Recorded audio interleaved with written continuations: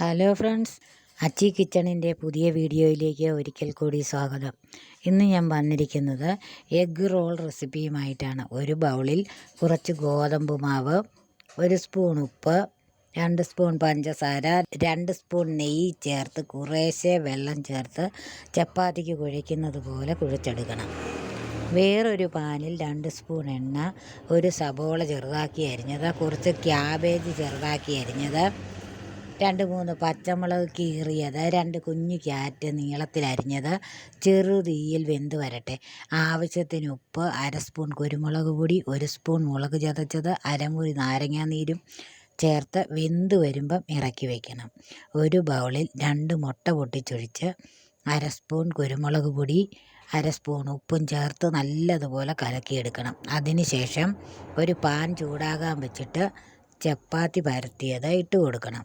അതിൻ്റെ മുകളിലേക്ക് മുട്ട കലക്കിയത് ഒഴിച്ചു കൊടുത്ത് വെന്ത് വരുമ്പം തിരിച്ചിടണം. മുട്ടയുടെ ഭാഗം തിരിച്ചിട്ടിട്ട് പച്ചക്കറിയുടെ വെന്ത് വന്ന മിക്സ് അതിൻ്റെ മുകളിൽ വെച്ചിട്ട് ടൊമാറ്റോ സോസ് ഉണ്ടെങ്കിൽ അത് ഒഴിച്ചു കൊടുക്കണം. അതിനുശേഷം റോളായിട്ട് ഉരുട്ടിയെടുക്കണം. അങ്ങനെ നമ്മുടെ എഗ്ഗ് റോൾ റെഡിയായി കഴിഞ്ഞു. എല്ലാവരും ഒന്ന് ട്രൈ ചെയ്ത് നോക്കിയിട്ട് ഫീഡ്ബാക്ക് അറിയിക്കണം. സബ്സ്ക്രൈബ് ചെയ്യാത്തവരുണ്ടെങ്കിൽ ഒന്ന് സബ്സ്ക്രൈബ് ചെയ്തേക്കണേ. Thanks for watching.